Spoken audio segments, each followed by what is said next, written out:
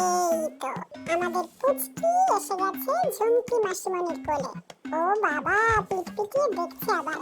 পুচকির মুখটা না পুরো যেন ওর বাবার মুখটা কেটে বসানো হয়েছে, বাবার ছোটবেলা। তবে আজকের এই পুচকিকে এখানে শোয়ানো হয়েছে একটা বিশেষ কারণে। ওকে আজকের মডেল বানানো হয়েছে, যাকে দেখে দেখে আঁকছে তার দাদা শ্রেয়ান।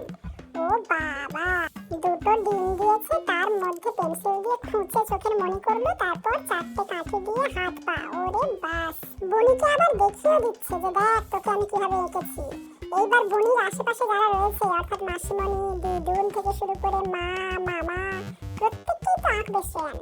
শ্রেয়ানের আঁকায় কিন্তু ধৈর্য আছে বলতে হয়। শ্রেয়ান একজন বড় আর্টিস্ট, নন স্টপ আঁকতে পারে, যা বলবে তাই এঁকে দেবে। আর এমন কোনো জায়গা নেই যেখানে শ্রেয়ান আঁকতে পারে না। সে বাড়ির দেওয়াল থেকে শুরু করে হোক বা বেলুনের ওপর, সব জায়গায় এঁকে দেবে।